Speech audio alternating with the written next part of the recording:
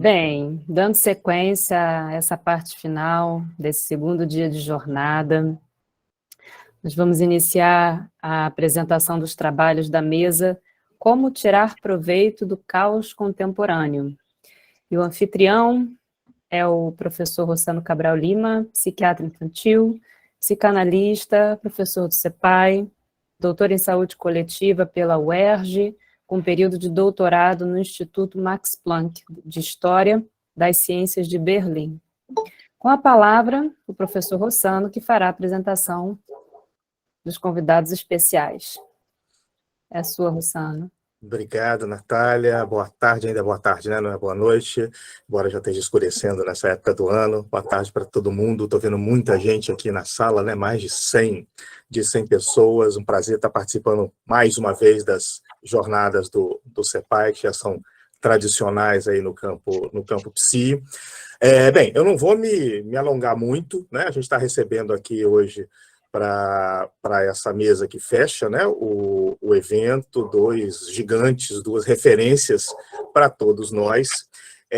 Eu vou fazer uma breve apresentação de cada um deles e depois já passar a palavra para a primeira apresentação. Então, bem, o Leonardo Boff, né, ecoteólogo, como ele mesmo gosta de se apresentar, filósofo, escritor, teólogo pela Universidade de Munique, lecionou por 20 anos no Instituto Teológico Franciscano de Petrópolis, professor de filosofia de religião e de ética na UERJ também foi, assim como professor visitante em várias universidades estrangeiras,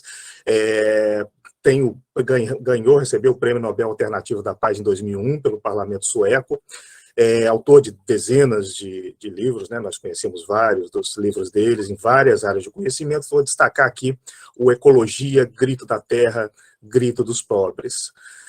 Logo depois, eu vou passar a palavra, depois do professor Leonardo, para a palavra para o professor Jurandir Freire Costa, psicanalista, psiquiatra, mestrado em etnopsiquiatria em Paris, professor titular aposentado do Instituto de Medicina Social da UERJ, tive o prazer de ser orientando dele no mestrado, no doutorado e colega como professor por alguns anos também. O Jurandir também tem várias obras de destaque, eu vou citar uma delas, que foi a que venceu em 96 o prêmio Jabuti, com o livro A Face e o Verso, na categoria de Ciências Humanas. Eu vou, então, já passar a palavra para a apresentação do Leonardo Boff, e logo depois a gente passa a palavra para o Jurandir, para depois a gente fazer uma rodada de debate. Professor Leonardo, a palavra é sua. Começo saudando a todos, especialmente ao Rossano, ao Jurandir, que muito estimo, e ao Silas, que se preocupou muito em conseguir essa conexão, e a todos vocês que estão aí ouvindo. E admirei muito os debates, e especialmente a grande erudição do Iannini, e o que me deixa até um pouco humilhado. Eu venho da teologia, da filosofia, nos últimos 20 anos tenho me ocupado muito com a ecologia, porque tanto o país quanto o mundo mergulharam num profundo caos. E a nossa expectativa é que desse caos surja uma ordem mais alta e nova. Mas eu gostaria de, inicialmente, dizer algumas palavras sobre o caos, porque exatamente essa é a categoria central do nosso debate aqui. Eu não quero ficar só com o fundador desse pensamento, que foi o Edward Lorenz, mas especialmente Ilya Prigogine, que foi talvez o principal elaborador da teoria do caos.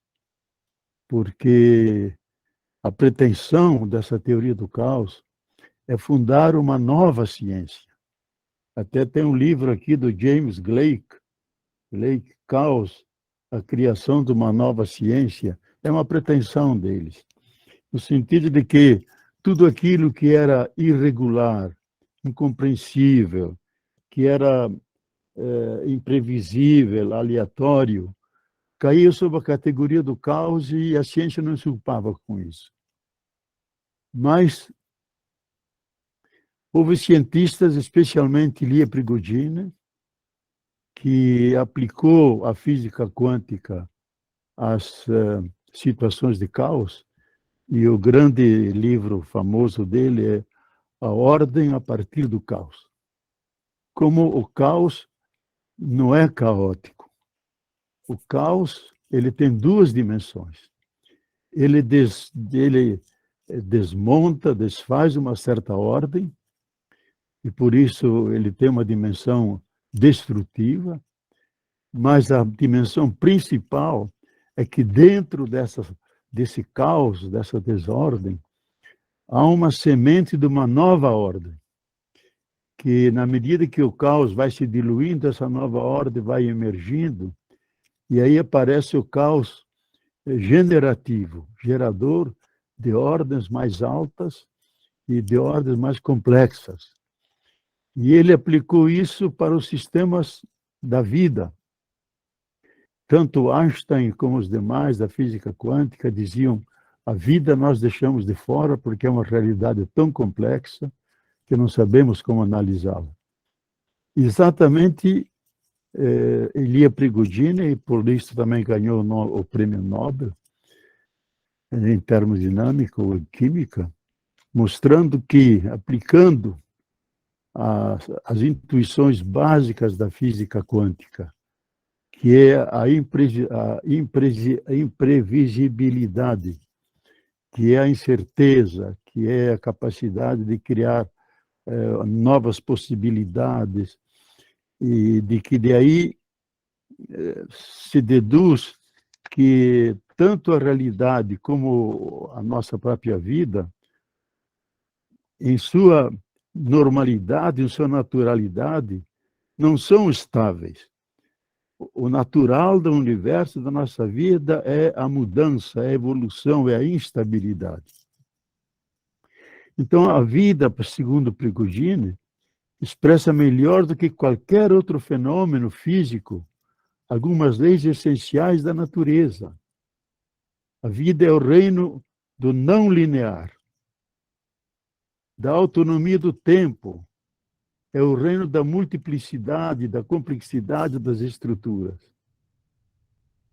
E aí trabalhe com aquilo que é a essência do discurso quântico, com as incertezas, as possibilidades, as emergências, e a incerteza e as várias possibilidades e escolhas são, ao mesmo tempo, uma propriedade do universo e da própria existência humana. Elas abrem novas perspectivas para a ciência e uma nova racionalidade, onde verdade científica não mais é sinônimo de certo ou de determinado, e aonde o incerto e o indeterminado não estão baseados na ignorância, no desconhecimento, como acusava continuamente Einstein. Pelo contrário, assinala que a marca do nosso tempo é uma ciência em que o ser e a estabilidade deram passagem para a evolução e para a mudança, e para estruturas complexas. Então, tomando a tese inicial de Lorentz, era dizer o seguinte, que pequenas mudanças das condições iniciais de uma realidade, ao longo do seu desenvolvimento, podem terminar numa grande mudança. E dava como exemplo que o farfalhar de uma borboleta no Rio de Janeiro pode provocar no Texas uma grande tempestade. E pelo fato de todas as coisas serem interrelacionadas, tudo é relação e não existe nada fora da relação. Na medida que vai evoluindo esse farfalhar da borboleta, vai incorporando essas mudanças todas até terminar numa imensa tempestade. Eu creio que nós estamos vivendo nesse momento dois tipos de caos. Um, que é o caos do nosso planeta. É inegável que nós estamos numa situação extremamente caótica, com o risco de esse caos ser destrutivo, porque nós criamos com a tecnociência o princípio da autodestruição.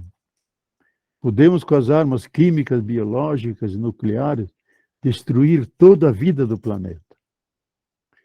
Recentemente ainda, Noam Chomsky disse: mais perigoso que o aquecimento global é uma guerra nuclear, que poderá estar em curso. E aí será 1 mais 1 igual a 0, isto é, os dois se autodestroem e termina a espécie humana.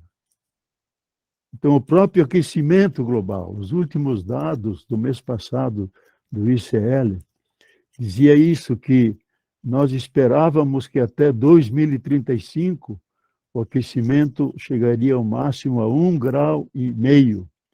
Agora dizem não, esse 1 grau, a aceleração do aquecimento é tão rápida que nós esperamos atingir 1,5 grau até 2 graus no ano 2027. Um grupo menor de cientistas diz não. Segundo a comunidade científica norte-americana, não alguns cientistas, diz: nós estamos na iminência de um salto abrupto, em que a Terra poderá, em 2, 3 anos, saltar para 3, 4 a 5 graus Celsius. E nessas condições, nenhuma forma de vida que conhecemos consegue se adaptar e subsistir. E grande parte da humanidade vai desaparecer. Como temos ciência e técnica, podemos criar ilhas, portos, onde alguns poderão salvar-se, mas com uma vida extremamente miserável. Então, é uma das versões que nós devemos tomar a sério, porque nós não estamos dentro, não estamos indo ao encontro do aquecimento, estamos dentro dele. E todos nós nos damos conta dos eventos extremos, seja na Europa, com os grandes incêndios. Ontem mesmo, um amigo de Florença me escreve: estou aqui com 57 graus, não sei onde pôr o nariz.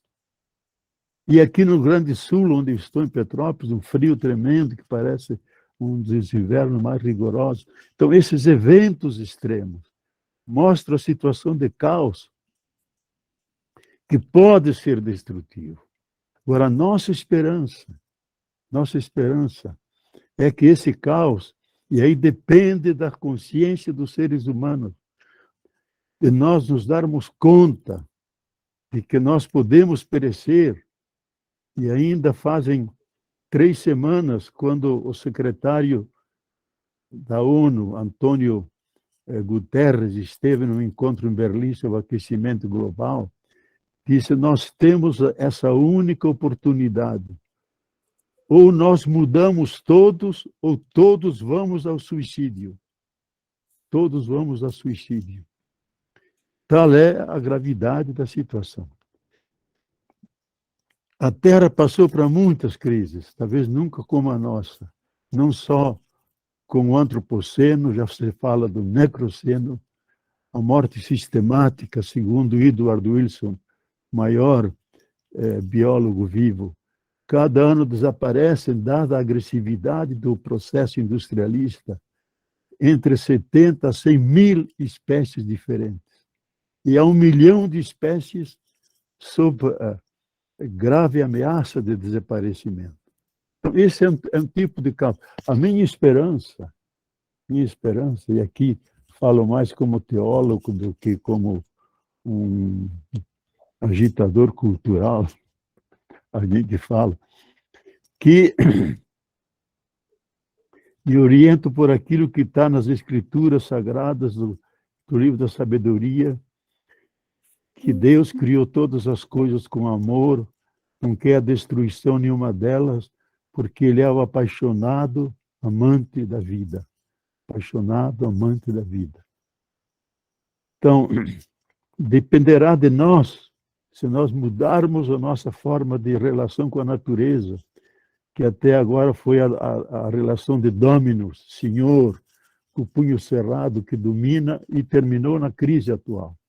E entrar num novo paradigma que o Papa Francisco, na última encíclica, desenha quase didaticamente, o paradigma do frater, do irmão e da irmã. Todos os seres são irmãos e irmãs porque têm a mesma base biológica que os sustenta, e os seres humanos iguais. Ou fazemos essa transição, ou então diz, estamos no mesmo barco, ou nos salvamos todos, ou ninguém se salva. Eu espero que os chefes de Estado, e aí creio que quem nos ajuda é as Jonas, com o princípio de responsabilidade. Quando desperta a responsabilidade, os seres humanos mudam. Mas ele muda mais quando ele está na iminência da morte. Quando a água chega à boca, chega ao nariz ou encobre, então ele muda porque o princípio de vida é mais forte que o princípio de morte. Essa pulsão de vida nos obriga a mudar. Eu espero que essa nova consciência possa obrigar a humanidade a uma nova relação terna e fraterna com a natureza, e não de dominação, não o punho cerrado, mas a carícia essencial da mão que se estende. Então, esse caos pode se transformar em caos generativo, uma nova humanidade, um novo tipo de relação, uma nova cultura, todos juntos na mesma casa comum, vivendo o ideal andino do bem viver, com profunda harmonia entre nós e com todos os seres da natureza. Agora, o outro caos é o nosso, o nacional. Nós vivemos, e não precisamos descrevê-lo, e vivemos uma cultura um momento extremamente caótico, talvez o maior da nossa história, que é a consequência das 5 grandes sombras, falando numa linguagem mais junguiana, as sombras do genocídio indígena, a sombra da colonização que nos impediu ter um projeto próprio, a maior das sombras, a escravidão que por 300 anos reduziu as pessoas humanas a peças e que foram maltratadas e sacrificadas. E a outra grande sombra é a conciliação das classes dominantes entre si, que fazem um projeto só para elas e nunca fizeram um projeto nacional para todo o povo brasileiro. E esses descendentes da Casa Grande, aquilo que eles atribuíam de desprezo, de ódio e de marginalização aos escravos, eles atribuem aos pobres, aos marginalizados, àqueles que estão fora da nossa civilização, que é a grande maioria do nosso país. Então, essas sombras, de repente, ganharam volume e ganharam corpo numa figura extremamente...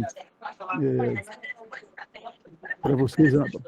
Miriam, por favor, desliga seu microfone. Analisar a psicologia do nosso chefe de Estado, que é de tal maneira insana, insensível, parece que sofreu uma lobotomia, incapaz de sentir a dor do outro, o destino de um país, e que cultiva o ódio e a mentira como políticas de Estado, que se propõe desmontar tudo aquilo que foi criado durante dezenas de anos no nosso país.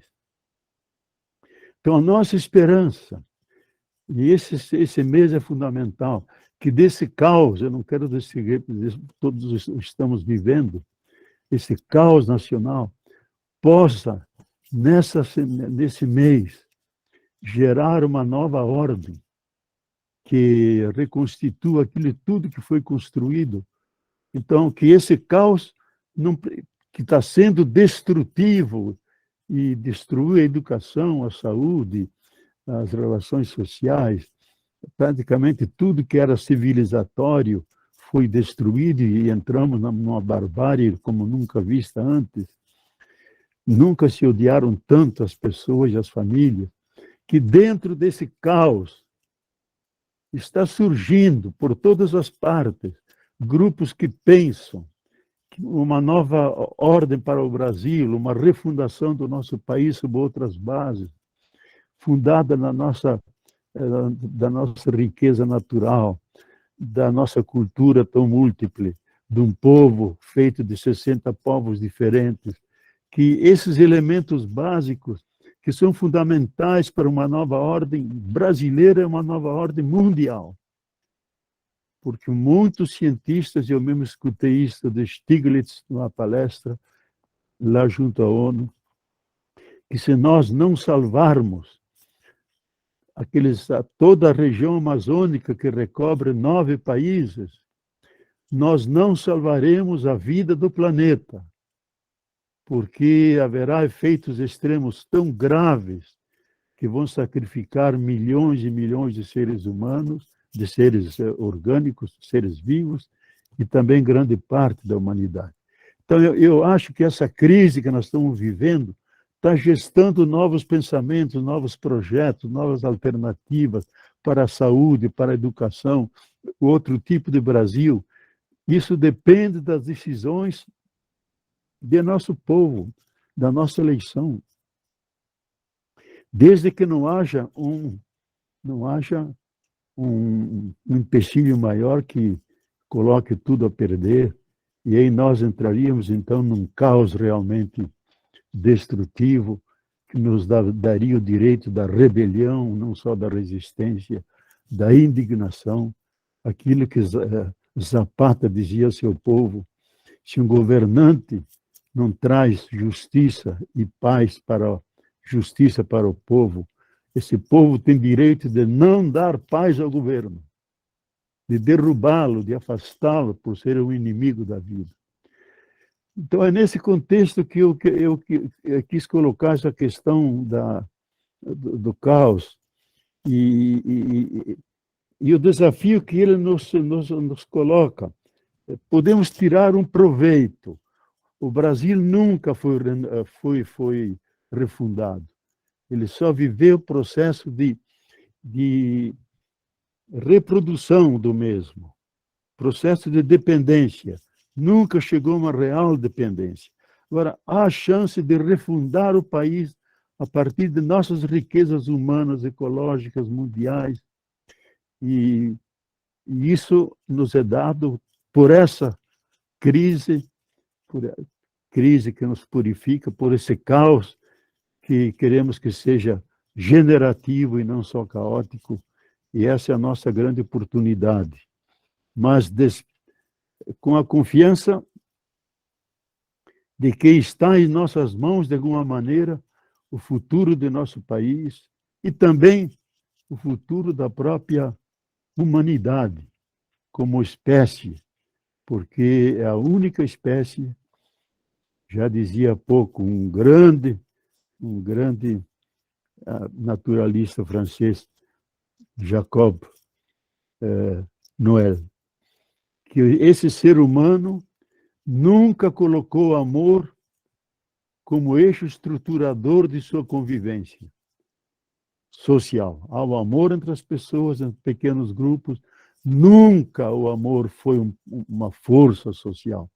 Daí se entende a proposta e o sonho, no sentido psicanalítico que o Papa Francisco põe como um sonho de uma fraternidade universal e de um amor social. Ou fazemos isso, ou nós vamos ao encontro de uma grande tragédia ecológico-social. Eu acho que a esperança tem 2 dimensões. A indignação, que é uma irmã poderosa e amorosa, mas uma outra irmã, também poderosa e amorosa, que é a coragem para mudar. Tudo aquilo que é ruim, mudar em bom. Nós temos que cultivar, enamorar-nos dessas 2 irmãs. Indignação e coragem para mudar essa realidade, para que o caos não seja caótico, destrutivo, mas um caos generativo, criador de uma ordem mais alta e mais humanas para todos nós. Muito obrigado.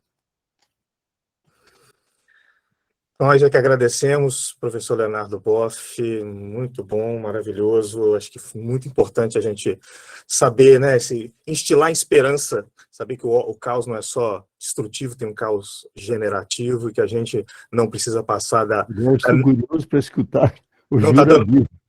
Isso, agora vamos lá, eu vou passar a palavra então para o professor Jurandir Freire Costa. Jurandir, a palavra é sua.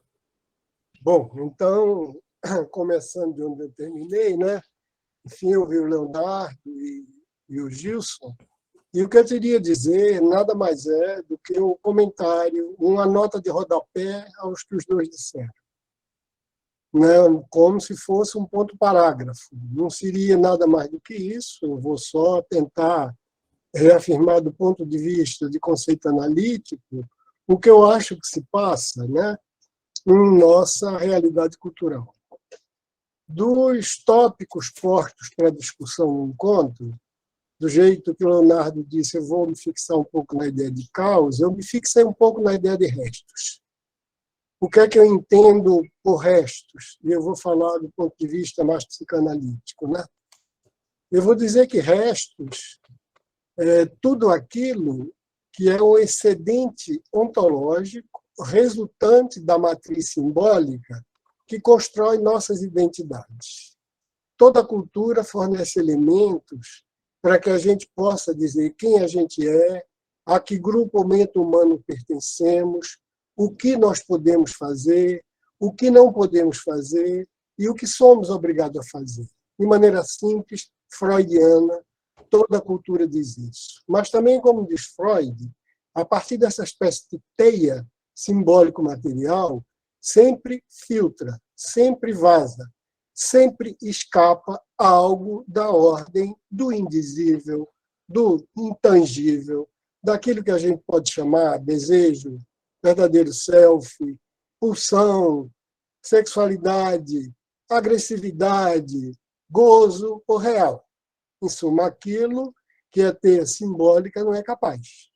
Esse excedente, que a gente pode chamar de psicológico ou ontológico, esse resto, quando ele assume a forma de gozo, ou seja, de satisfação imaginária, de alcançar a plenitude, ou algo da ordem do conforto, qualquer coisa que seja, que eu imagine essa satisfação como a beatitude, como êxtase, como uma maneira, megalomania, de encontrar uma completude imediata, total e contínua, sem brechas, sem lacuna, qualquer que seja.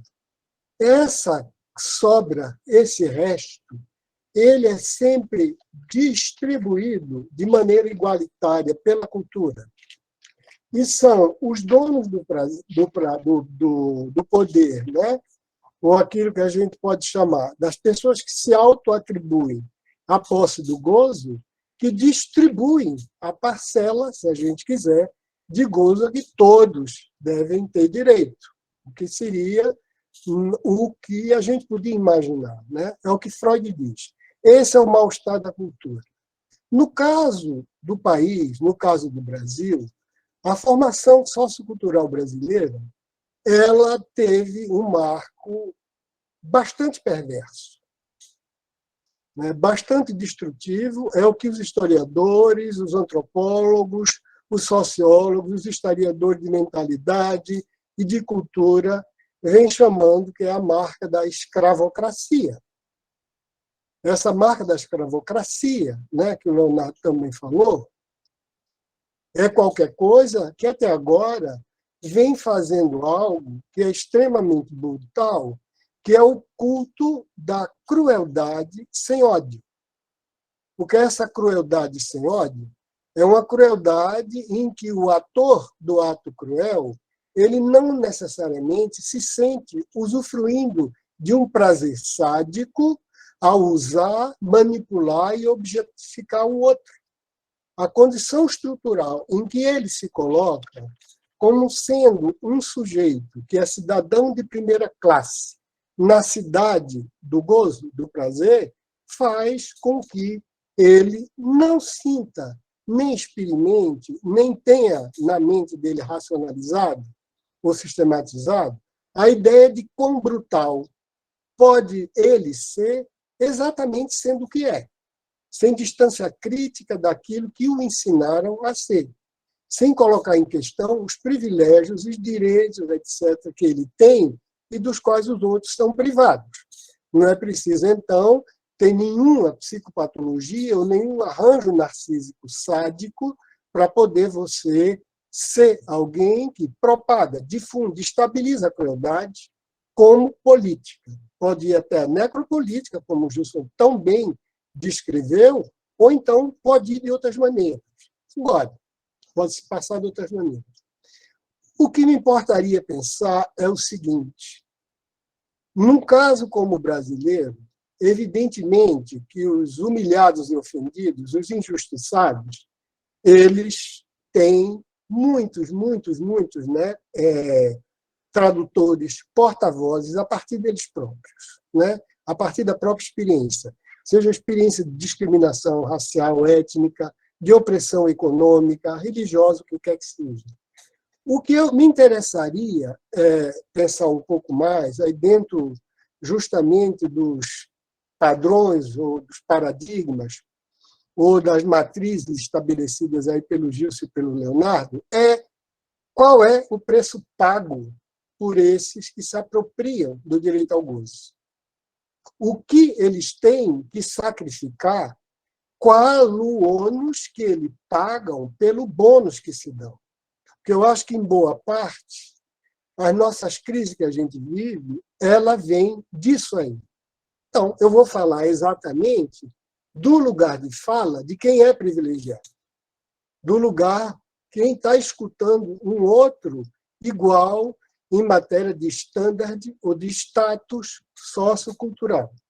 E isso, né, existem vários estudos, dos quais eu tomei conhecimento recentemente, mas um deles, em particular, me impressionou muito favoravelmente, que é o livro do Thales Absaber, que se chama O Soldado Antropofágico, em que ele mostra como, além de outros, como esse grupo privilegiado, desde o início, construiu uma ideia de nação e de país completamente enlouquecida, quer dizer, no sentido comum do termo. Por quê?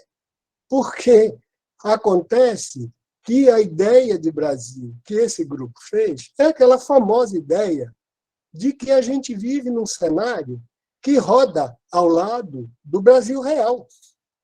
O Brasil real, de quem estava apartado do gozo, dos escravizados, dos miseráveis, dos migrantes e de tudo, tinha uma métrica, tinha um modo de expressão, tinha uma expressão cultural, tinha uma expressão de vitalidade religiosa, tinha uma expressão estética, e tudo isso foi absolutamente negado, silenciado, calado, em proveito da ficção de que nós éramos um pedaço da Europa deslocado para baixo do Equador.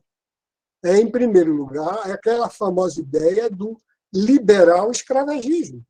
Quer dizer, você encena, né, uma espécie de farsa política em que parece que o Brasil, as classes são divididas entre conservadores e liberais, quando, de fato, elas são pré-iluministas, elas são pré-modernas. Elas não chegaram ainda ao estatuto cultural e social em que tais termos fazem sentido. Elas são muito mais próximas com a escravidão, com o estatuto da escravocracia reinante, muito mais próximas do antigo regime, da servidão, do regime de estamentos, de castas, se a gente quiser, do que propriamente de uma discussão entre liberais e conservadores. É isso que o Roberto Schwartz chamou de ideias fora do lugar. Para que eles pudessem sustentar essa farsa, essa mascarada, e sustentar a mascarada da negação, quase uma alucinação negativa, no termo de Ferenczi, da realidade que se passava nesse Brasil real, destituído, despojado narcisicamente de qualquer expressão. Para sustentar isso, essa população privilegiada, ela foi ensinada ela aprendeu, e eu digo isso psicologicamente de maneira fácil, ela introjetou uma cisão uma realização de um desmentido que até hoje ela paga o preço. Ou seja, para poder ela sustentar uma versão racional de algo que afetivamente ela sabia que era uma mentira, ela teve que começar a fazer todo o que é de exercício para manter a mentira funcionando. Quando não era mais liberal conservador, era outra coisa. E quando, de novo, a realidade vinha e se insurgia, ela tentava dar um lugar. E qual era o lugar desse mundo, desse universo despojado, narcisicamente, de qualquer direito à vida, à dignidade, à proteção da integridade física ou moral? Qual era o papel desses aí? O papel desses aí era, em primeiro lugar, de ser suplemento, complemento, de ser linha auxiliar do cenário de prazer que esses privilegiados têm. Todas essas pessoas passaram a ser figurantes, elementos decorativos, como se fossem bonecos de quê? Da sensualidade tropical, do exotismo, se você quiser, abaixo do Equador, dos estádios de futebol, dos palcos de entretenimento e, finalmente, o mais pernicioso e o mais daninho, começaram a ser pensados e exibidos como se fossem uma espécie de síntese ou representação do que seria a grande democracia socioafetiva brasileira, de como todas essas pessoas conviviam num país afável, sem conflitos de classe, um país pacífico, um país onde não havia discriminação, onde todos conviviam em paz, como se, né, todos aqueles coadjuvantes ou figurantes da farsa e do teatro da nação europeia ou norte-americana deslocada para baixo do Equador tivessem de acordo com aquilo. Evidentemente, enquanto uns se davam esse direito e outros não, mesmo os proprietários do direito, os detentores, aqueles que eram autorizados a imaginar, guardavam dentro deles essa cisão. E essa cisão, de vez em quando, e em alguns momentos, ela vem à tona com uma demanda imensa. São essas crises cíclicas, em que o próprio privilegiado ele é obrigado a olhar de volta e dizer, espera aí, essa mentira em que eu acreditei não é verdade. Mas qual é a resposta que é dada a isso? A primeira resposta que é dada é a projeção no outro, vilipendiado, do horror dele. Isso, né, que a gente viu e que James Baldwin tão bem disse a respeito do racismo americano, e que, no Brasil, isso existiu e existe. Qual é a culpa de nós não sermos um jardim da Europa, à beira-mar, plantado no paraíso tropical? A culpa é o povo. É o povo. É o povo que é atrasado, é o povo que é ignorante, é o povo que é utilitarista, é o povo que come muito, é o povo que quer viajar muito, é o povo que ganha muito, é o povo que não sabe poupar e ser empreendedor e usar do mérito para vencer na vida. Ou seja, um status criado artificialmente por uma manobra de injustiça violenta, cada vez que surge o cindido, o dividido, aquele que é cruel sem saber, ele de imediato culpabiliza novamente esse outro, que é para poder ele permanecer no mecanismo de cisão, fetichizando aquilo que ele acha que o outro é idealizado, ou seja, a suposta identidade ocidental que ele nunca teve e continua não tendo até agora, e que ele, no entanto, goza, imaginando que ele vai ter o reconhecimento de um grupo que o rejeita, que o coloca fora da órbita, que, em absoluto, tem nenhuma plutocracia ou grupo privilegiado dos países pobres não tem em conta com ele constituindo um deles, em absoluto. Eles vivem, então, efetivamente, essa espécie de farsa, de mascarada, de semblante, e mantém isso a custo sempre do mesmo mecanismo. Uma vez que se rompe o equilíbrio, ele atribui a essas pessoas, ou esse bode expiatório, a culpa daquilo que ele não conseguiu, continua a dizer, inclusive, que esse povo é que é o culpado, esse povo que depois se transformou numa espécie de estereótipo mais violento, que é esse país não presta. Antes era esse povo não presta, e agora é esse país não presta. E é isso que é ensinado aos brasileiros como sendo significante de uma realidade que, na verdade, é uma farsa criada por esses detentores do poder. Muito bem, há um momento em que esse país, que tinha apenas uma ideia fora de lugar, começa a botar a cabeça para fora e muitos atores começam a perceber que é um lugar fora das ideias.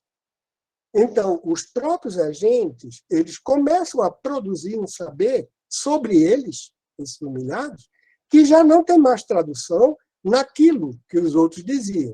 É a revolução que nós estamos vendo nesses últimos 30 anos. É a revolução quando muitas dessas pessoas não se deixaram mais calar, não se deixaram mais silenciar, e disseram, espera aí, eu tenho uma parte de gozo a ser minha e que eu decido qual vai ser. Ninguém vai falar por mim. O meu lugar de fala eu não delego. Eu não terceirizo nem autorizo ninguém paternalisticamente ou violentamente fazer. Quando isso acontece, vocês veem um momento de fratura e o que escorre do momento de fratura é todo o ódio que, efetivamente, uma parte dessa minoria tem a si própria.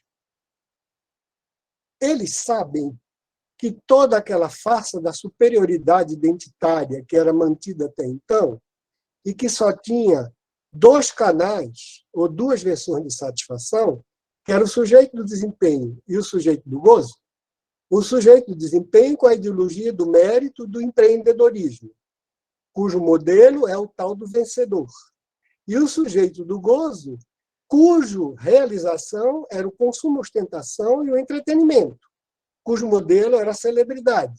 Quando, na verdade, essa cultura de satisfação narcísica não pode ser mantida por crise econômica, política, tecnológica, por mudanças na dinâmica global entre os países, a dinâmica cultural, ele se vê privado de tudo aquilo que parecia o segredo do cofre, a chave de segurança da superioridade dele.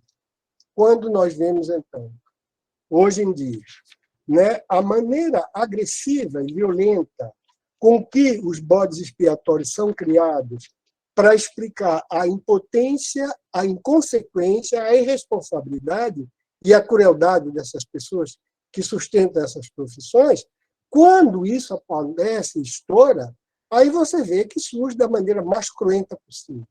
Porque agora a gente não tem uma ideia mais de liberal versus conservador. A gente tem um misto de anarquia e obscurantismo medievalista. A gente tem uma reclamação de um autoritarismo que não se justifica em nenhuma cultura que se possa dizer posterior ao iluminismo, qualquer que seja ela, conservadora ou outra. Vocês veem, então, que essa resposta, bem como as saídas, a escolha de bode expiatório, a indiscriminação, a falta de consistência e de fundamento no argumento, é qualquer coisa que coloca essas pessoas no limite da subsistência identitária. O que eles têm medo é de não terem ninguém, nem nada, que os reconheça mais como pertencendo a nenhum lugar que a gente possa dizer que é ideal. Eles perderam, em boa parte, nem que seja durante um trecho, né, tudo aquilo que eles tinham. Porque mesmo os valores morais que eles querem encarnar, eles sabem que são mentirosos porque eles não vivem aquilo. Não vivem aquilo, a começar pelo presidente da República. Quer dizer, falar em nome de uma família que ele quer exemplar, com os exemplos de família que ele tem, de corromper mulheres e filhos, da maneira mais escandalosa possível. Ou então, quando ele diz, quando chegou naquela época em que foi liberado o visto dos americanos para vir aqui, não tinha contrapartida, e as pessoas perguntaram, mas normalmente em diplomacia a gente só não pede visto de um país que também não pede visto. Pediu visto, a gente também pede. Ele disse, o que é que você acha, meu burro? Quem é que vai querer vir para esse lixo aqui? Pois bem, isso que ele pensa. E a história de Brasil acima de todos, bandeira acima de tudo, muito menos de Deus, que aí chega qualquer coisa que faz tremer as bases, mas quem tem o mínimo de cristianismo, isso é mentira. Essa tensão que ele não tem, por conta da formação extravagante psicológica que ele é, os outros têm, sabe que é mentira. Eles continuam com essa cisão. Da mesma maneira, quando hoje, num evento no Rio Grande do Sul, para poder conquistar o voto feminino, em que, sentado na plateia de cerca de 3.000 mulheres brancas do interior gaúcho, de classe média, ele diz, o que é que vocês preferem? Biblioteca ou clube de tiro? E ele reduz isso à escolha. O que é que vocês preferem? É a Lei Maria da Penha ou uma pistola? Né? E, diante de aplausos, aquelas pessoas dizem uma pistola, uma pistola. Quer dizer, do lado de cá você tem a lei, do lado de cá você tem o imaginário da onipotência, de alguém que pode efetivamente comandar, inclusive dispor da vida do outro ao bel prazer, alguém que acha que isso é sinônimo de bons costumes, bons modos. Em suma, o que eu acredito é que essa luta por esse resto é que no Brasil tem sido absolutamente crucial. Porque o resto, em outras culturas, ou foi exportado para as colônias, como bem disse o Gilson, né? E o Achille Mbembe é exemplar nisso, ou foi exportado nas colônias, ou lá foi negociado. Lá foi negociado. Aqui não, o resto é a maioria. O resto é 80%, 90%. E, na verdade, é um monopólio, efetivamente, de dignidade que a gente mede, por exemplo, no Rio de Janeiro, pelas incursões homicidas quase que diárias nas comunidades, por um desrespeito gigantesco à população pobre, efetivamente. E essas pessoas, o que eu digo para vocês, o que é pior, é que exatamente esse mecanismo da cisão e do desmentido não permite que elas percebam a crueldade que elas sustentam, a qual elas dão apoio. Né? Elas estão na posição de tanta mentira, falando em termos vulgares, do que é o exemplo do desmentido, elas não percebem isso. Então, eu acho que diz, bom, mas quando se trata do que fazer, evidentemente, a primeira coisa eu diria, é a gente abandonar os velhos estilos de resposta. Né? Em primeiro lugar, tem, como o Leonardo acabou de dizer, né, essa espécie de percepção maior, que a gente tem que pensar de uma outra forma, uma forma em que esteja incluído a humanidade. A gente passou simplesmente naquela abstração do sujeito universal, que tantas críticas sofreu, para algo concreto. Né? Agora é o corpo. São pessoas que morrem por pandemias, por alagamento, por distúrbios meteorológicos. De uma outra maneira. Por outro lado, né, quando a gente pensa no que fazer, o que o Gilson estava dizendo, e que me chamou muita atenção, que eu apreciei muito, né, é que a gente tem que escutar. A gente tem que escutar. A gente não pode dizer o certo é isso, porque a gente pode estar falando de um lugar cuja origem, gênese, movimento a gente desconhece. A gente pode estar falando de um lugar de gozo cuja natureza a gente nunca foi capaz de perceber. E que, efetivamente, a solução dada para outros é outra coisa. Então, primeiro tem que escutar e depois tem que pluralizar as vozes. Pluralizar as vozes. Né? No caso, inclusive, da psicanálise, eu achei exemplar o que ele disse hoje, certa troca de parâmetro, de paradigma, né? Apesar das observações muito pertinentes, né? Muito pertinente e inteligente do Fabian, eu ainda acho que é preciso a gente voltar para certos tópicos essenciais que o Gilson colocou. Primeiro que ele disse hoje, acabou o analista herói da desidentificação. A gente tem que escutar pessoas que se reclamam de identidades que toda a vida a gente achou que era um efeito imaginário alienado que a gente tinha que deconstruir para poder encontrar falta ou vazio, ou real. Da mesma maneira, se a gente vive num mundo em que a fantasia e a realidade não só pela tecnologia, pela realidade virtual, mas pela técnica publicitária e de gangue da pura mentira, como foi no século XIX, começa a funcionar. Como é que a gente vai lidar efetivamente com isso dentro de padrões minimamente freudianos, para dizer. E a outra coisa, finalmente, que ele diz é com ameaça de morte. É com outro tipo de morte, que não é aquela morte do negativo, não é aquela morte virtual que aparecia como silenciamento da vida, né?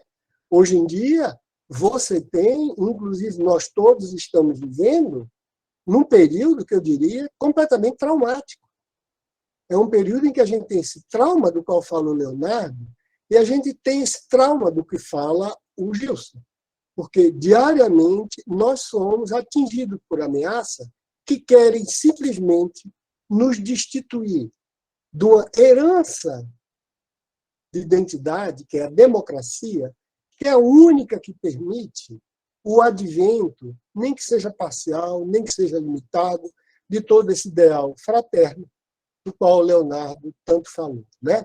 Então, era isso que eu queria trazer como questão para a gente discutir, e, como eu disse, nada mais é do que uma pontuação, do que um rodapé ao que o Gilson e o Leonardo tão bem disseram.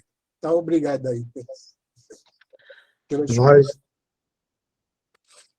Nós é que agradecemos, Jurandir. Acho que a mesa e as duas apresentações fez bastante jus ao título de Como Tirar Proveito, né, do caos contemporâneo, convidando teorias da complexidade, psicanálise a discutirem, inclusive, o momento de obscurantismo e autoritarismo do Brasil bolsonarista.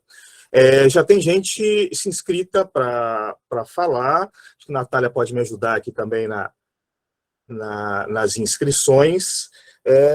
Alguém levantou a mão, eu não sei se eu estou vendo aqui. Então, Deolinda. Não? Bom, se mudar de ideia, levante de novo. Eu vi uma mão. Bem, então, a gente abre agora para comentários, considerações, perguntas. O Júlio César fez seja uma pelo chat. consideração. Sim, vamos lá. Vamos lá, Júlio César Nicodemos quer falar, professor? Posso falar. Então, está dando um pouco de eco, porque eu estou numa varanda aqui. Queria parabenizar o Leonardo, o Benilton, foi assim, excelente. Né? Na semana passada eu acabei numa mesa falando sobre subjetividade contemporânea e psicanálise, e a fala de ambos assim, me tocou, né? E obviamente me tocou, mas também me trouxe muita angústia, né? Não é sem isso, né? E eu estava aqui pensando, assim, uma pergunta mais direcionada para o Benilton, como que a gente pode pensar a função do analista na clínica, diante desse mal-estar que aparece, esse mal-estar colonial, né? Porque o que a gente se depara muito no campo da atenção psicossocial, principalmente, que é de onde eu falo, né? A gente vê sujeitos chegando com essas marcas da segregação, né? E a gente precisa pensar cada vez ali nas supervisões da equipe uma certa direção de trabalho, né, que possa interferir não só no 1 a 1, mas também no coletivo, né? É uma pergunta meio aberta, assim, mas é porque eu estou às voltas disso, assim, de que direção tomar enquanto psicanalista, né? Tá certo, Júlio. Só, claro, retificando o ato falho, a pergunta para o Jurandir, não para o Benilton, mas o Jurandir vai responder. Imagina. Desculpa. Mas uma carta chega ao seu destino. Pois é. Entende? Não, para mim, isso aí não quer dizer nada, pelo contrário, elogio o meu amigo Benilton, né? Mas eu responderia com o que o Gilson disse, na bela leitura dele. Eu não sei, e acho que a maioria de nós não sabe. E o pior que a gente pode fazer é imaginar que já sabe. Porque isso esteve fora do escopo da psicanálise, porque nós, efetivamente, sempre colocamos, quer dizer, certas bases, certas categorias do universal, e acreditamos encontrar essas estruturas ou essas formações independentemente de qualquer imaginário histórico, de qualquer circunstância cultural. A gente está vendo que agora é outra coisa, no mínimo. a gente tem que escutar essas pessoas e saber da parte delas, né, o que efetivamente forma o conflito, quais são as defesas. Se a gente quiser falar de maneira muito simples, qual a direção da cura? Qual o diagnóstico? Como é que passa a transferência? Qual, se você quiser, a metapsicologia tópica, a economia dinâmica disso aí? Qual é o papel das instâncias? Como, por exemplo, certos corpos marcados pela precariedade, como ele disse, ou pela discriminação, ou pela exclusão, como essas pessoas formulam qualquer coisa em relação a um pedido de análise. Eu acredito que a gente tenha recursos. Agora, eu acho que também, eu não vi até agora, e agora a gente vai ter, talvez, condições de começar vendo, quando muitos dos colegas analistas começarem a falar desse lugar, que a gente nunca ocupou. Eu acho que isso vai enriquecer. Agora, sempre dentro daquela posição, eu acho que a conferência do Gilson, para mim, foi ótima, né? Ele colocou certos parâmetros que a gente tem que efetivamente medir e pensar. Um deles, inclusive, é esse da marca identitária. Como é que é essa marca identitária? É aquilo mesmo que a gente sempre pensou de identidade, de um semblante, de um falso self, de algo que tenta obturar aquilo que é a falta, aquilo que é o buraco, que é o impacto do real? Ou essa identidade traz outra coisa? Ou essa identidade traz outro peso psicológico, outro peso na transferência, que a gente tem que ver como é que é. Eu acho que são questões como essa que a gente, no nosso campo, poderia começar a pensar, e eu acho que é assim que a gente muda o padrão. Obrigado. Obrigado, professor Jurandir. Desculpa o ato falho, viu? Gilson, agora com um comentário seus. Então, em primeiro lugar, uma honra enorme poder estar aqui conversando com Leonardo Boff e com o Jurandir. Queria dizer, viu, que alguns dos seus textos foram essenciais desde a minha graduação. Então, primeira coisa, eu queria dizer isso. As Sombras e o Sopro e Violência e Psicanálise são textos assim que eu li e que marcaram desde a graduação muito fortemente. Assim. Então, fico muito feliz aqui de poder ter essa oportunidade de conversar com você. Olha, eu acho que esse ponto sobre a identidade ele é fundamental. Tem muitos equívocos, né? Tem um certo... eu tenho a impressão que há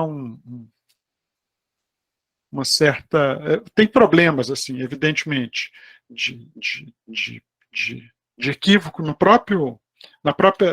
na terminologia, né? O que a gente chama de identificação, identitarismo, identidade, etc. Né? Tem uma proliferação de conceitos, de terminologia aí, que tem muita coisa que, às vezes, nós estamos achando que estão falando a mesma coisa, mas não é. Né? Então, acho... Primeira coisa, a gente teria que fazer alguns trabalhos aí de desambiguação, né? Mas esses trabalhos de desambiguação, eles não resolveriam o problema, porque não é apenas um problema semântico, né? Tem um problema de disputa mesmo. E eu acho que os movimentos que a gente chama de identitário, né? Os discursos identitários, a gente adora usar essa palavra de uma maneira desqualificadora. E eu não me esqueço uma aluna do doutorado em Psicologia Social, ela falando assim, sou identitária mesmo. Sabe? E a hora que ela falou, isso era uma aluna negra, ela falou, sou identitária mesmo. Em primeiro lugar, você toma um susto, né? Porque você fica achando assim, mas depois você para pensar, espera aí, o que ela está querendo me dizer quando ela diz isso? Sou identitária mesmo, porque a gente sofre por isso. Né? Então eu acho que a gente tem que abaixar a bola um pouco dessa questão da desidentificação, porque acho que os movimentos identitários, que a gente chama de identitários, nem todos eles, é claro que todos os movimentos sociais têm tudo quanto é tipo de problema que qualquer grupo humano tem, mas apesar de eu ter adorado a fala do Fabiano, tem um ponto que eu não concordo, que é esse ponto de que o sujeito ali se reduz a uma identificação, a um significante comum daquela comunidade e não leva em consideração a sua singularidade. Não é assim mais.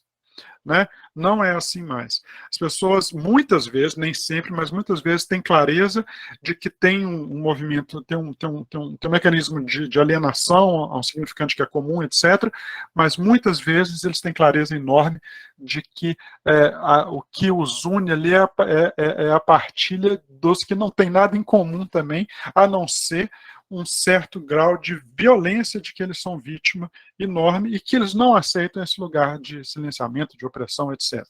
E que afirmar a identidade para esses sujeitos não passa por uma questão de alienação, ao contrário, é a possibilidade mesma de assumir a palavra, né? Passa por a possibilidade de falar, a possibilidade de criar qualquer tipo de laço mínimo, precário que seja. Ele começa pela afirmação da identidade. Sou negro, sou trans, sou isso, sou aquilo. Né? E eu acho que a gente tem que enfiar a viola no saco, sabe? Um pouco para escutar que para muita gente isso já é muito. Né? Ou seja, a desidentificação que a gente acha, claro, num processo de análise, num processo longo de análise, etc., isso vai aparecer. Isso vai aparecer em algum momento. Mas, às vezes, a condição para o trabalho mais mínimo de inserção social, e mesmo de inserção no tipo de laço social que é o discurso analítico, passa pela afirmação da identidade, né? E eu acho que tem um outro ponto que isso nos coloca a exigência de também ter clareza sobre o nosso lugar, né? Justamente de privilégios, etc., que a gente tendeu por muito tempo a acreditar na ideia do psicanalista neutro, né? Não existe isso. A ficção de totalmente claro que um trabalho de análise bem feito, a possibilidade de você... vocês conhecem isso tudo muito bem, ficar na posição de objeto, de semblant, para não sei o quê. Todo mundo conhece isso muito bem, e é isso que a gente trabalha, a gente quer fazer isso, mas, ao mesmo tempo, não é só isso também. Né? Para a inserção no laço, para constituir um laço qualquer, para escutar o que essas pessoas falam, o que esses movimentos falam, né? Eu acho que eles nos ensinam alguma coisa. Vou pegar um exemplo simples, né? Essas novas formas de viver o corpo, né, que muitas vezes a gente tem nessas letras, a gente sabe muito bem, né? Durante algum tempo a gente pensou assim, o LGBTQIA+, a pessoa se aliena àquelas letras. Não é assim. Já passou essa época. Ele sabe muito bem que eu sou lésbica de uma determinada forma que nenhuma outra lésbica é. E mesmo assim, eu reivindico esse L do lésbica ali, porque é a minha forma de inscrição. Né? E eu acho que tem... E o outro ponto que eu ia dizer... Outro ponto eu esqueci. Fui fazer esse adendo aí. Não, mas é isso. Ou seja, eu acho que é importante que a gente tenha muita clareza sobre o nosso próprio lugar, né? Não neutro. Neutralidade, é claro que é um problema muito difícil, né? Talvez a gente teria que pensar numa ética do descer e coisas assim, que o Lacan avançou diversas coisas muito interessantes nisso, mas tem alguma coisa, eu gosto muito dos trabalhos que o Marcos André Vieira está fazendo, sabe? Não sei se vocês chegaram a ler sobre a branquitude. Tem uns trabalhos muito interessantes que ele parte assim, meus dias de branco, né? Que é muito interessante, que é o trabalho de se perceber assim, né? E de se perceber assim com o contexto analítico, né? Eu acho que é essencial. Eu fico pensando na própria história da bibliografia brasileira de psicanálise, né? Autores que vocês conheceram perfeitamente bem, própria Neuza, Isildinha, Lélia, etc., autores, eu lembro muito bem disso, autores que na década de 90 vinham, os livros, eles chegavam na universidade, aquilo não tinha uma caixa de ressonância, né? Se falava, né? Se mostrava lá o tornar-se negro, né? Que você mesmo prefaciou, né? O livro, pelo menos na UFMG, da memória que eu tenho, mais ou menos assim, ele não fez cosquinha, né? É um livro que chegou, é um livro que as pessoas viram, mas ele não teve uma caixa de ressonância. Quando a gente pega um mesmo livro desse, o livro é o mesmo, né? E a partir da universidade, a partir da política de cotas, de ações afirmativas, etc., onde você tem uma boa parte dos alunos negros, etc., o livro ganha uma ressonância totalmente diferente. Eu acho que aí a gente tem que escutar o que são essas caixas de ressonância, né? Que permite escutar uma outra coisa na mesma coisa. Vamos passar, então, para a questão da Muniz. Muniz, você quer fazer a pergunta ou prefere que eu leia? Bom, eu peço até desculpa porque eu não estou com o microfone muito bom. Também Não, tem uma te ouvi música bem. eletrônica aqui no ambiente, tem uma música eletrônica aqui perto de mim. Você pode ler, Rossano, por gentileza? Apesar da entrada no lapso social se dar pelo real, esse imaginário mínimo para identificação, acho que faltou alguma coisinha aqui, depois você esclarece para a gente. Se em Hegel o reconhecimento ocorre a partir de um outro, qual seria a particularidade atual? Essa pergunta é para Jurandir, para Gilson. Pode falar, Muniz. Eu fiquei curiosa com o Gilson, esse imaginário mínimo, porque conforme ele foi falando, eu fui me perguntando, assim, o real causa muita angústia, mas esse imaginário também mínimo que é necessário é paguiza, né, dá um certo conforto. E aí, assim, qual seria a particularidade, no sentido, se antes de Hegel eu era alguma coisa a partir de outra lógica do senhor do escravo, o que ele pode falar sobre esse imaginário hoje, que seria mínimo para a gente poder, acho que talvez, não criar alguma coisa com esses gestos, né? Eu não sei, eu faria estrategicamente aquela coisa que o Lacan vai comentar no seminário da transferência, de falar, não, a pergunta é para o Jurandir, mas só uma pequena intuição de que mudou alguma coisa na dialética do senhor e do escravo. Foi o que eu pensei na hora que você estava, na hora que eu li a sua pergunta aqui, ou seja, eu não sei se a distribuição ali do desejo de um lado e do gosto do saber do outro se sustentaria. Fico pensando, por exemplo, naquele célebre estudo da Suzanne Buck-Morss, Hegel no Haiti, né? Ou seja, aquele tipo de abstração, né, que a gente tende a pensar, que é a descrição da experiência da consciência, a fenomenologia. Oi. Está tendo um trânsito Tá, só para dizer que a gente escuta vocês, Márcio e Leonardo. Só terminar a resposta do Gilson, e aí eu passo para o Leonardo de novo, tá bom? Pode continuar, Gilson. Mas só para concluir isso, enfim, tem alguma coisa de muito concreta na dialética do senhor e do escravo, que talvez o escravo não aceitasse mais aquele mesmo arranjo, o mesmo acordo que foi feito ali, sabe? Que era um acordo que você pagava o preço com silêncio, né? Com mero gozo assim do saber, de saber sobre o desejo do Senhor, né? Eu não sei se aquilo se sustentaria mais. Eu simplesmente eu não sei mesmo. E eu acho que esse livrinho Hegel no Haiti poderia ser para nós uma intuição, um caminho, um horizonte, assim, que é um pouco de mostrar assim a verdade da bandeira da França, né, da liberdade, fraternidade e tal, igualdade, aparecem no Haiti, né? O Haiti é a verdade disso, né? Ou seja, o espanto dos soldados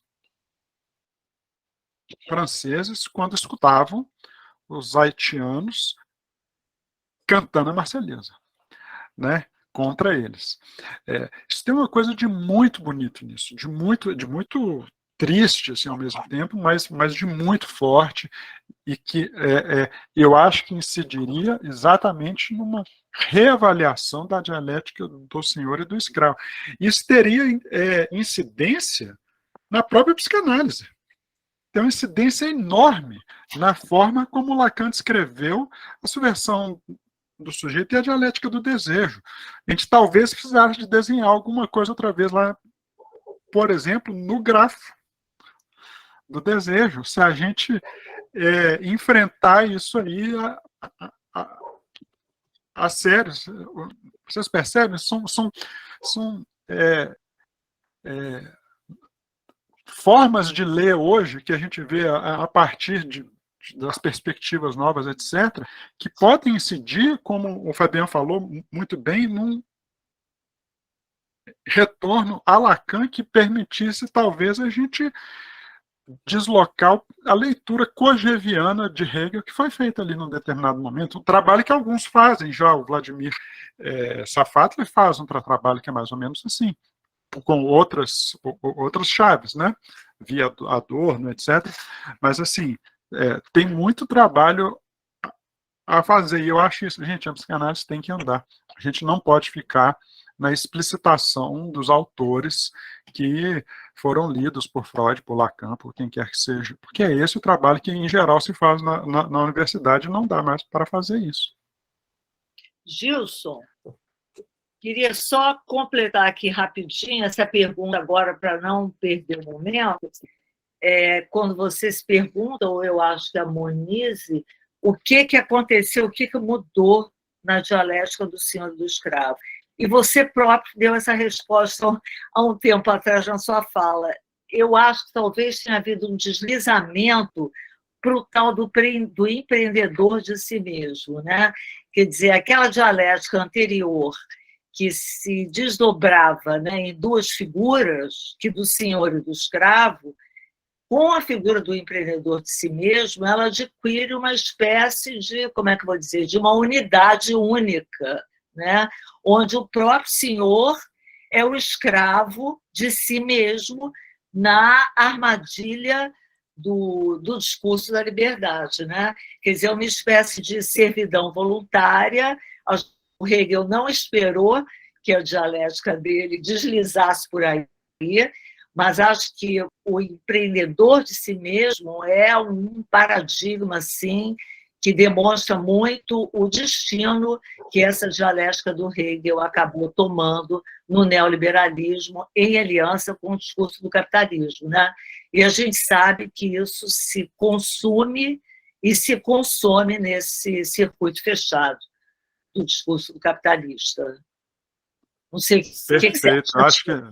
Sim, foi o que eu pensei, justamente. Acho que o Jurandir falou disso com a ideia do sujeito de desempenho, né? E que tem muita gente trabalhando isso.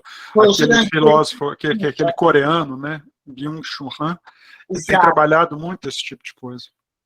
O Dardot e Laval também, né? Exatamente, o Dardot e Laval. Não, então, desculpa, Jurandir, eu achei que foi a fala do Iannini.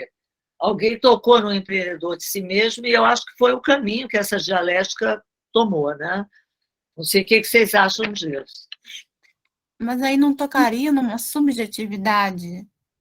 Qual seria a possibilidade de uma subjetividade? Se a gente está falando da lógica do senhor do escravo, né, desse deslizamento, qual seria uma subjetividade minimamente possível para, assim, fazer contorno num discurso capitalista que não falasse?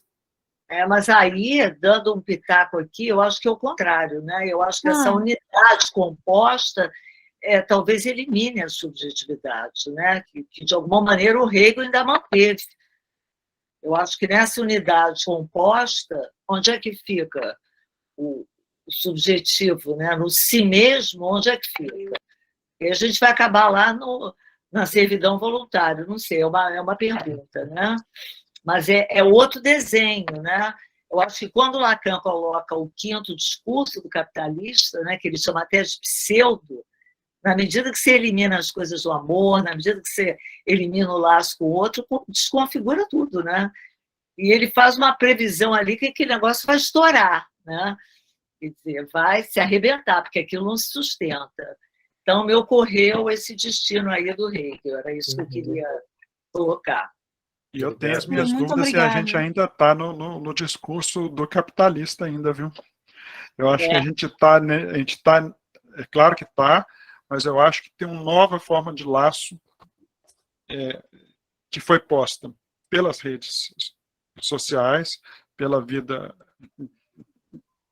digital, que mudou completamente o laço social e que, se é um efeito do discurso do capitalista, o discurso do capitalista não esgota a possibilidade, a forma para pensar isso, porque tem toda a elevação não apenas da informação ao zênite da sociedade, como dizia lá o Miller sobre o objeto, mas hoje uma elevação do saber, da informação.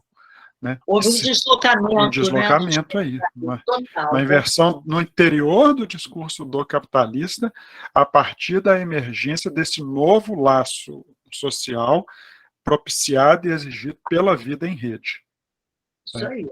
Que eu acho que muda que muda, e volta no tema lá com o Jurandir, porque muda os mecanismos de identificação totalmente.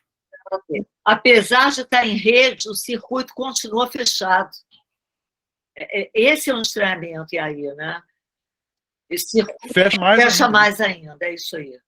Obrigada. Ótimo. Pessoal, vamos passar então de volta, né? O professor Leonardo retomou aí o seu áudio. Leonardo, eu vou refazer a pergunta que está aqui no chat, feita pelo Ronald, tá? Sei que o senhor passou por muitas crises. Pergunta se ele está ouvindo. Ele falou, tá bom, acho que sim. Uma pergunta para o Leonardo. Sei que o senhor passou por muitas crises sociais profundas e gostaria de escutar algumas recomendações diante do fenômeno reacionário com base no medo e forças obscuras em direção à antidemocracia, envelopada com requintes espirituais / religiosos, como acontece no Brasil hoje. Eu creio que o diálogo com pessoas que são, no fundo, fundamentalistas, ele é infrutífero.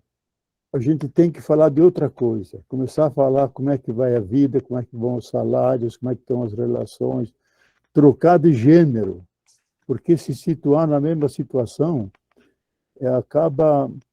acaba num impasse, acaba numa troca no fundo, de acusações. Por isso eu acho que o fundamentalismo presente ali é aquela atitude que diz: a minha verdade é a única e todas as demais estão erradas, e o erro não tem direito nenhum e por isso deve ser combatido.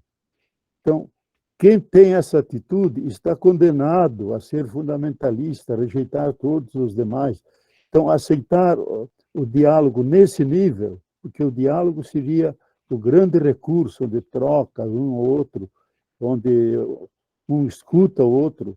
Agora, há uma relação de não escuta, de afirmação absoluta. Então, eu acho que a única maneira é falar sobre outra coisa, trazer a pessoa aos pés do chão da vida. Como é que está a vida, como é que está o salário, como é que estão as crianças, como é que está a saúde, como é que está a situação, por que chegamos a isso. E aí aparece a dimensão política, a dimensão de classe. E talvez, muitas vezes, sobre questões dessas, nós podemos conversar e aí encontrar alguma convergência e alguma troca. Obrigado, professor. Bem, eu não estou vendo mais nenhuma pergunta aqui, acho que já estamos caminhando para o final. É isso, Silas? Queria agradecer, então, a presença do professor Leonardo, professor Jurandir, não sei se o Jurandir ainda está aqui com a gente, e, claro, professor Gilson também, passar a palavra de volta aí para a organização da jornada do CEPAI. Obrigada, Rossano. Muito obrigada, Leonardo, Jurandir, Gilson, Silas, Márcia, Rita, todos os colegas, todos os meus amigos da pós-graduação, todas as pessoas que entraram nesse final. Foi um tempo de muita riqueza, assim, agradecer o convite do Silas para cerimoniar essa jornada, uma experiência intensa de assistir todos os trabalhos, de uma riqueza ímpar.